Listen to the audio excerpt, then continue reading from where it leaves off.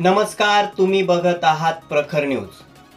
बागलाण तालुक्यातल्या कोडवेल येथे राजमाता अहिल्यादेवी होळकर व संत बाळूमामा मंदिर प्राण प्रतिष्ठान सोहळा मोठ्या उत्साहात पार पडलाय।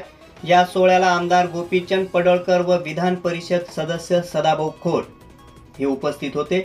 सोहळ्यादरम्यान ग्रामस्थांच्या वतीने आमदार गोपीचंद पडळकर व सदाभाऊ खोत यांच्यावर जेसीपीतून फुलांचा वर्षाव करण्यात आला। कार्यक्रमाची सुरुवात राजमाता अहिल्यादेवी होळकर, संत बाळूमामा आणि छत्रपती शिवरायांच्या पुतळ्यास पुष्पहार अर्पण करून करण्यात आली। या कार्यक्रमाच्या अध्यक्षस्थानी बागलाणचे आमदार दिलीप बोरसे होते।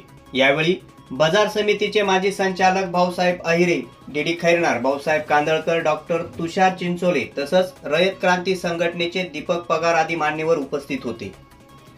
या कार्यक्रमावेळी आमदार गोपीचंद पडळकर यांनी धनगर समाजाला उद्देशून एक महत्त्वाचे विचार मांडले। त्यांनी सांगितले की धनगर समाज हा महाराष्ट्रात विखुरलेला असला तरी संघटित होणं आवश्यक आहे। समाजातील युवक युवतींनी शिक्षणाच्या प्रवाहात यावे, लग्न सोहळे साधेपणाने करावे, महिलांचा सन्मान करावा आणि मेंढपाळ बांधवांना त्रास देणं वन विभागानं त्वरित बंद करावे। त्यानंतर सदाभाऊ खोत यांनी आपल्या भाषणात शेतकरी आत्महत्या थांबवण्यासाठी राज्य शासनाकडे शेतकरी हिताचे निर्णय घेतले जातील असे स्पष्ट केले। मंदिर समितीच्या वतीने भाऊसाहेब कांदळकर, साहेबराव कांदळकर, बापू पवार, दगा शिंदे व भिवसन कांदळकर यांच्या हस्ते मान्यवरांचा सत्कार करण्यात आला। कार्यक्रमादरम्यान बागलाण तालुक्यात लवकरच राजमाता अहिल्यादेवी होळकर यांचे भव्य स्मारक उभारण्यात येईल अशी घोषणाही करण्यात आली। प्रखर न्यूज साठी सतीश कापडनीस, नामपूर। बागलाण तालुक्याचं काम करत असताना इथं आपल्या या समाजाला योग्य असं प्रतिनिधित्व देत आहोत।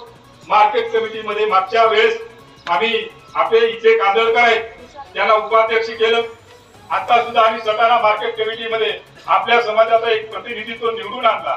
रक्त हे बाजूला ठेवून आपल्या समाजाला प्रतिनिधित्व देण्याचं काम सतत माझ्यासारखा कार्यकर्ता करत आहे आणि त्यांना न्याय देण्याचे काम करत असताना शासन दरबारी मला जेव्हा काही याडी अडचणी येत असतील तेव्हा अभूतपूर्व कार्यक्रमासाठी उपस्थित महाराष्ट्रातील शेतकऱ्यांना न्याय मिळावा, त्याच्या घामाला दाम मिळावं, जे शेतात पिकतंय त्याला हमीभाव मिळावा म्हणून गेली 30-40 वर्ष 200 300 केसेस अंगावर घेऊन शेतकऱ्यांच्यासाठी लढणारा लढाऊ नेता माझे सहकारी मित्र, घाम गाळणारी माणसं आणि तुम्हाला एक आनंद झाला की घाम गाळणारातला कोणतरी माझ्या बाजूनं बोलायला मुंबईच्या तख्तावरती उभा राहिला आणि त्याचं नाव